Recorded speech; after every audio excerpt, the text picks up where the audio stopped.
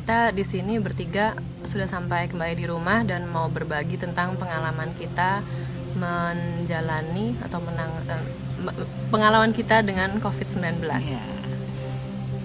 Oke, mulai dari Ibu. Oke, saya Maria Darmaningsih. Saya dosen di Institut Kesenian Jakarta, dosen tari, dan saya salah satu pendiri Indonesian Dance Festival. Oke. Saya Sita Tia Sutami, saya penari profesional dan Independent Performing Arts Manager Manajer Kuno Kini. dan asisten manajer Kuno Kini. Nama saya Ratri Anindya Jati dan saya adalah independent producer dan juga arts manager. Halo, jadi kita sekarang bertiga udah akhirnya bisa kumpul kembali bersama di rumah. Terus ya kita masih fokus di penyembuhan, jadi masih harus istirahat dan anjuran dokter juga kita masih harus tinggal di rumah selama 7-14 hari ke depan tergantung situasi. Selama saya diisolasi, saya beruntung sekali mendapatkan kertas dan cat poster. Jadi saya belajar nyoret-nyoret sampai akhirnya lama-lama jadi lukisan.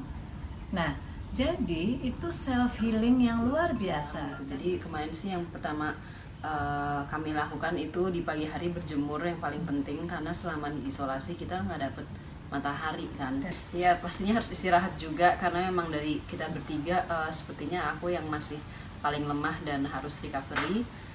Jadi karena di isolasi kan diinfus dengan berbagai macam obat dan vitamin, jadi rasanya sehat, tapi karena diinfus ya tiduran aja meskipun ada olahraga dikit di dalam juga.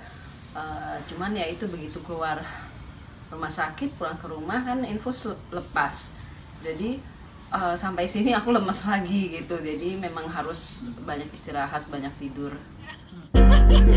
Saya sempat ngerasa kayak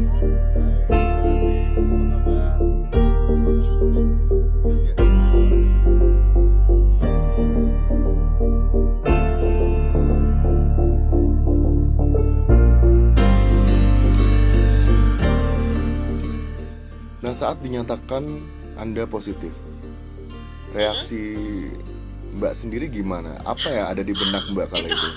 Itu jam 2 pagi, saya dibangunin sama dokter, dinyatakan positif. Saya sih, pertama saya kayak, kenapa ya dokter jam 2 pagi gitu, alasannya supaya tidak bikin panik. Tapi kan saya juga, ya namanya juga masih tidur ya, jadi otak saya tuh belum bangun.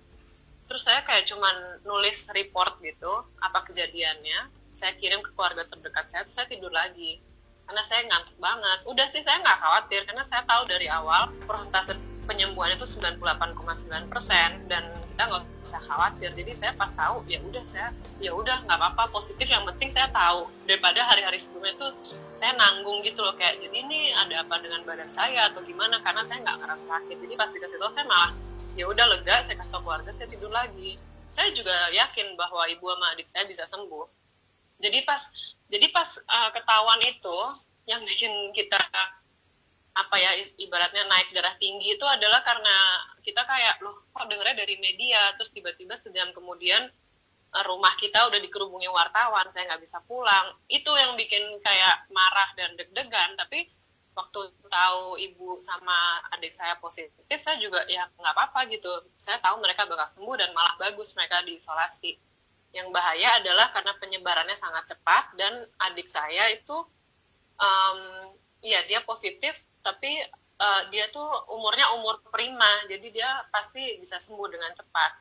Sempat khawatir karena ibu saya lebih tua, tapi setelah saya bicara sama dia, hari itu aja dia udah nggak demam, udah nggak batuk, udah nggak apa-apa, dan dia senang, dia diinfus antibiotik dan vitamin, udah it's all okay gitu. Mereka juga yang bikin mereka benar-benar literally hasil darahnya agak tinggi karena stres pemberitaan di luar. Jadi akhirnya mereka matiin TV semuanya, fokus penyembuhan, yang udah gitu.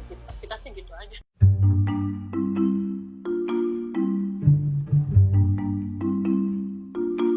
Kita tuh bertiga aktif banget. Jadi ya udah kita mau gimana lagi, olahraga aja sih, kayak stretching badan gitu. Katanya Sita sempat mau usaha entah kenapa pengen headstand di kasur, terus intercomnya Mbak Sita hati-hati ya infusnya gitu. Terus saya suka jingkrak-jangkrik juga di atas kasur kalau bosan sambil teleponan. Ntar intercomnya terus dia bilang, Mbak Ratri jangan mundur-mundur lagi ya, ini ntar jatuh gitu lucu sih. Gimana cara ngakalinnya supaya nggak bosen, atau kan nggak bisa ketemu orang juga karena diisolasi kan, Mbak? Iya, itu ya gitu. Pas ya awal-awal masuk sih, hari pertama sih saya seneng banget karena ternyata kamarnya Sita sama Ibu tuh gimana ya, ini kamar Sita, lalu ada kamar satu lagi kamar Ibu di satu barisan, terus kamar saya di seberangnya di tengah-tengah. Jadi pas masuk kita bertiga teleponan gitu, terus kita dada-dadahan karena pintunya ada jendelanya. Itu seneng banget, Sita sampai nangis karena kan ya udah berapa hari kan dia di sini ya, dia stres juga. Terus ya udah, saya sih itu seneng ya karena at least kalau ada apa-apa Ibu sama Sita tuh dekat sama saya.